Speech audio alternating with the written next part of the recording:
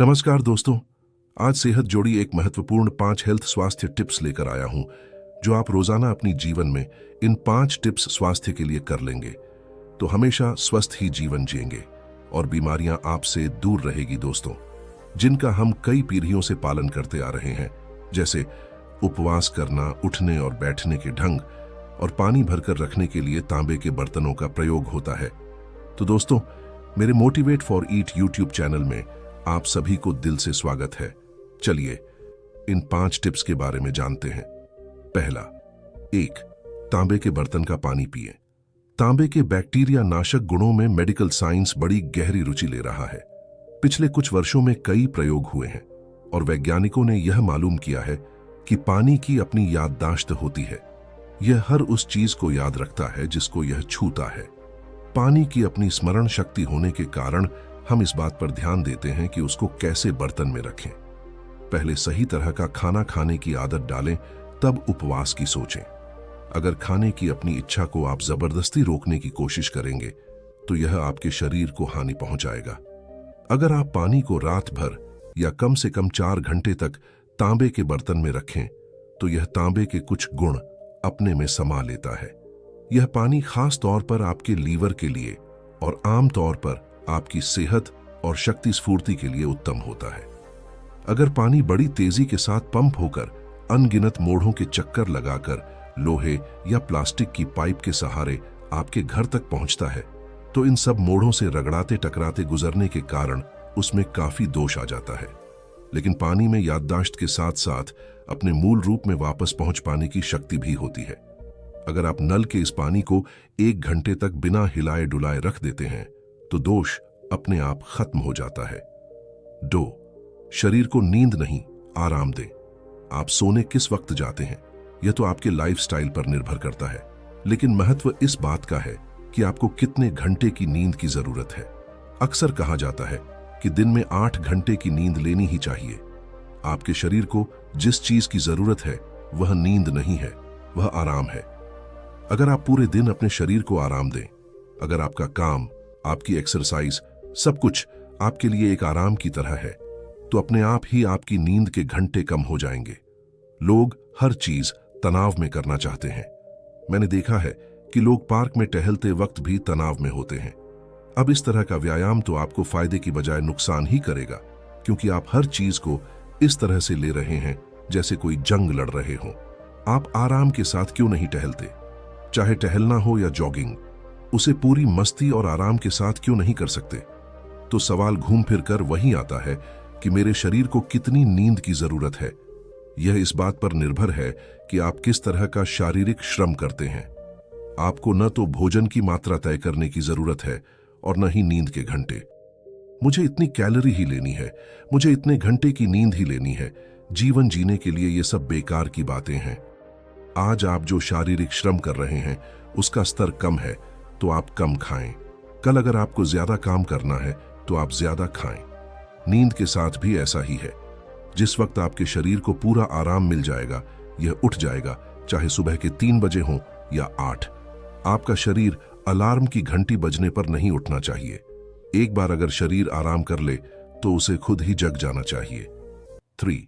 2 हफ्ते में एक बार उपवास करें। आप शरीर के प्राकृतिक चक्र से जुड़ा मंडल नाम की एक चीज होती है। मंडल का मतलब है कि हर 40 से 48 दिनों में शरीर एक खास चक्र से गुजरता है। हर चक्र में 3 दिन ऐसे होते हैं जिनमें आपके शरीर को भोजन की आवश्यकता नहीं होती। अगर आप अपने शरीर को लेकर सजग हो जाएंगे तो आपको खुद भी इस बात का एहसास हो जाएगा कि इन दिनों में शरीर को भोजन की जरूरत नहीं होती। इनमें से किसी भी एक दिन आप बिना भोजन के आराम से रह सकते हैं। 11 से 14 दिनों में एक दिन ऐसा भी आता है जब आपका कुछ भी खाने का मन नहीं करेगा। उस दिन आपको नहीं खाना चाहिए। आपको यह जानकर हैरानी होगी कि कुत्ते और बिल्लियों के अंदर भी इतनी सजगता होती है।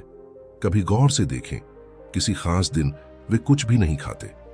दरअसल अपने सिस्टम के प्रति वे पूरी तरह सजग होते हैं। जिस दिन सिस्टम कहता है कि आज खाना नहीं चाहिए, वह दिन उनके लिए शरीर की सफाई का दिन बन जाता है और उस दिन वे कुछ भी नहीं खाते। अब आपके भीतर तो इतनी जागरूकता नहीं कि आप उन खास दिनों को पहचान सकें। फिर क्या किया जाए? बस इस समस्या के समाधान के लिए अपने यहाँ एकादशी का दिन तय कर दिया गया। हिंदी महीनों के हिसाब से देखें तो हर 14 दिनों में एक बार एकादशी आती है। इसका मतलब हुआ कि हर 14 दिनों में आप एक दिन बिना खाए रह सकते हैं। अगर आप बिना कुछ खाए रह ही नहीं सकते या आपका कामकाज ऐसा है जिसके चलते भूखा रहना आपके वश में नहीं और भूखे रहने के लिए जिस साधना की जरूरत होती है वह भी आपके पास नहीं है, तो आप फलाहार ले सकते हैं। कुल मिलाकर बात इतनी है कि बस अपने सिस्टम के प्रति जागरूक हो जाएं।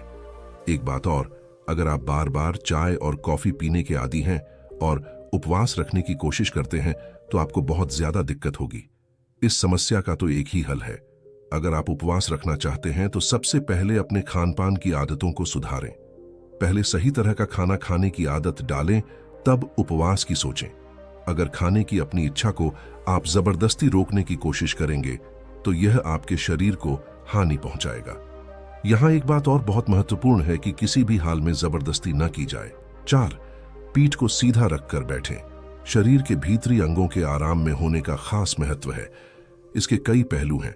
फिलहाल हम इसके सिर्फ एक पहलू पर विचार कर रहे हैं। शरीर के ज्यादातर महत्वपूर्ण भीतरी अंग छाती और पेट के हिस्से में होते हैं। ये सारे अंग न तो सख्त या कड़े होते हैं और न ही ये नट या बोल्ट से किसी एक जगह पर स्थिर किए गए हैं। ये सारे अंग ढीले ढाले और एक जाली के अंदर झूल रहे से होते हैं। इन अंगों को सबसे ज्यादा आराम तभी मिल सकता है जब आप अपनी रीढ़ को सीधा रखकर बैठने की आदत डालें। आधुनिक विचारों के मुताबिक आराम का मतलब पीछे टेक लगाकर या झुककर बैठना होता है, लेकिन इस तरह बैठने से शरीर के अंगों को कभी आराम नहीं मिल पाता। मुझे इतनी कैलोरी ही लेनी है, मुझे इतने घंटे की नींद ही लेनी है, जीवन जीने के लिए ये सब बेकार की बातें हैं। आज आप जो शारीरिक श्रम कर रहे हैं उसका स्तर कम है तो आप कम खाएं।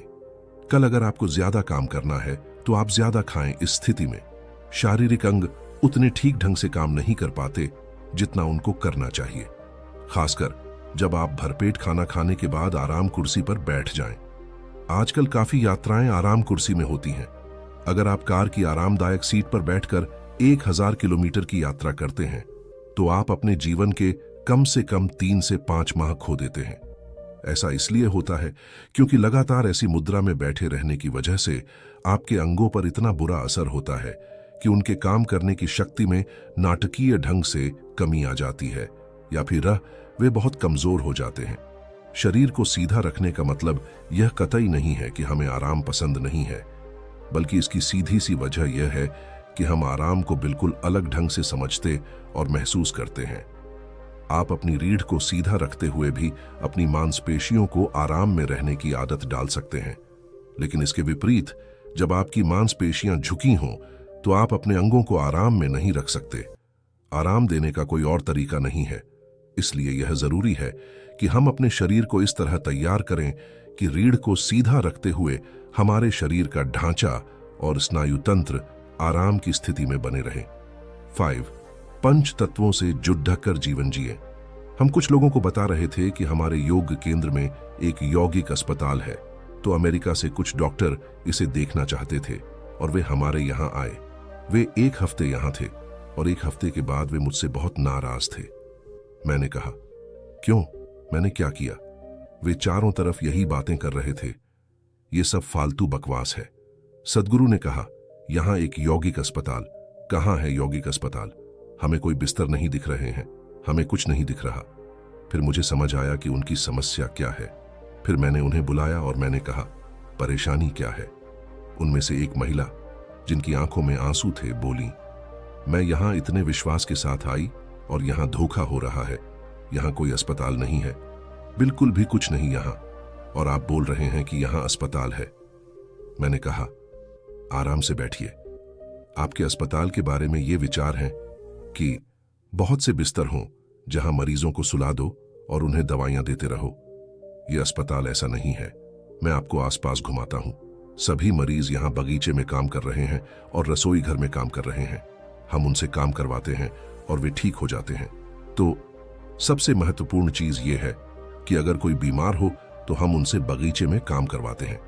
उन्हें खाली हाथों धरती के संपर्क में कम से कम आधे घंटे से लेकर 45 मिनट तक जरूर होना होता है। ऐसा करने से वे स्वस्थ हो जाते हैं। क्योंकि आप जिस चीज को शरीर कहते हैं वो बस इस धरती का एक टुकड़ा है ना? हाँ या ना? वे सभी अनगिनत लोग जो इस धरती पर चले, वे सब कहां गए? सब धरती की ऊपरी सतह पर हैं, है ना?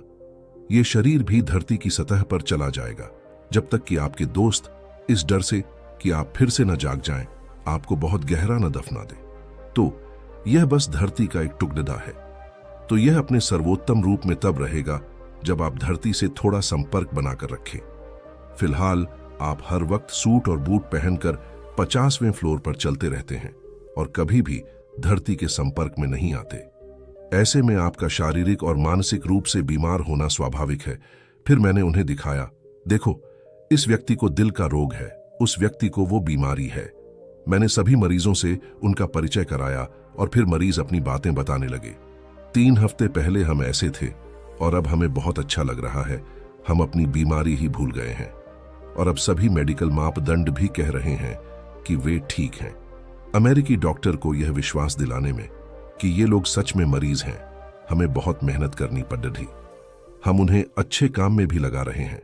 गौतम बुद्ध के जीवन से एक सुंदर कहानी है। जब लोगों को भिक्षुक बनाया जाता है, ईशा में भी ये ऐसा है। कई दिशा निर्देश दिए जाते हैं।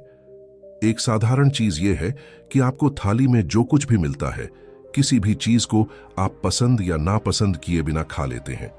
वह जो भी हो, उसे आप प्रसन्नता से खाते हैं, क्योंकि आप सिर्फ अपने पोषण के लिए खाते हैं, किसी दूसरे कारण से नहीं।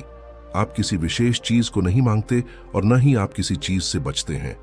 इसी तरह गौतम ने अपने भिक्षुकों से अपना भोजन न चुनने को और लोग उन्हें जो भी दें उसे खा लेने को और मांसाहारी भोजन न खाने को कहा।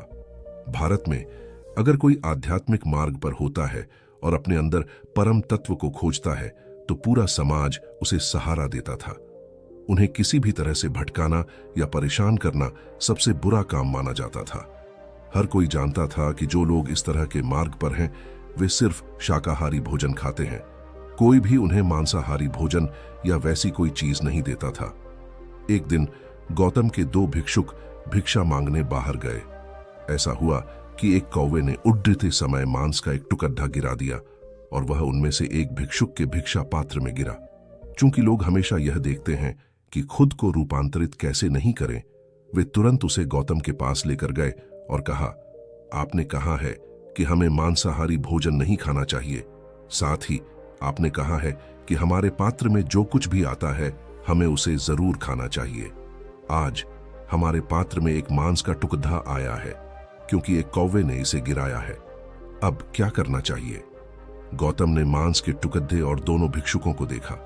उन्होंने देखा कि यह बहुत सरल चीज हो सकती थी। आमतौर पर अगर कौवा संयोग से कोई चीज गिरा देता है तो आपको कुछ देर इंतजार करना होता है और कौवा आकर उसे वापस ले जाएगा। आखिरकार वो उसका भोजन है। लेकिन उसके बजाय उन्होंने इसे लेकर एक आध्यात्मिक चर्चा शुरू कर दी। अगर गौतम ने कहा होता कि अगर कोई तुम्हारे पात्र में मांस डालता है तो उन्हें वह नहीं खाना चाहिए और उन्हें उसके बजाय शाकाहारी भोजन की भिक्षा मांगनी चाहिए, तो वे अपना मनचाहा भोजन मांगते। तो गौतम ने कहा, इसे अभी मेरे सामने खाओ। सारे भिक्षुक भौचक्के रह गए। उन्होंने उनसे उनके पात्र में जो भी आता है खा लेने को कहा, क्योंकि उन्होंने दूर की सोची। अगले 1000 साल में कितनी बार और ऐसा होने वाला है कि कोई कौवा किसी भिक्षुक के पात्र में मांस का टुकड़ा गिरा देगा। अगर आप आध्यात्मिक मार्ग पर असली कदम लेने चाहते हैं तो आपको यही करने की जरूरत है, क्योंकि आपकी पसंद और नापसंद आपके व्यक्तित्व को स्थापित करने की बुनियाद है। अगर आप अपने व्यक्तित्व से लटके रहते हैं तो सार्वभौमिकता का कोई सवाल नहीं उठता। आज शाम से ही अपनी पसंद और नापसंद को गिराने की इस प्रक्रिया को शुरू कर दीजिए, एक एक करके। अगर आप हर महीने वैसा करते हैं तो 6 महीने के अंदर आप अपने अंदर जबरदस्त रूपांतरण देखेंगे। तो दोस्तों, आशा करते हैं कि इन 5 टिप्स स्वास्थ्य के लिए आप अपनी जीवन जरूर लागू करेंगे और एक स्वस्थ जिंदगी बिताएंगे, और अपने दोस्तों के साथ जरूर शेयर कीजिएगा ताकि उनको भी पता चले इन 5 टिप्स स्वास्थ्य के बारे में। तो दोस्तों, स्वास्थ्य से जुड़ी या वीडियो कैसा लगा हो तो वीडियो को लाइक करें और चैनल को सब्सक्राइब जरूर कीजिएगा। तब तक अपना ख्याल रखें। नमो बुद्धाय।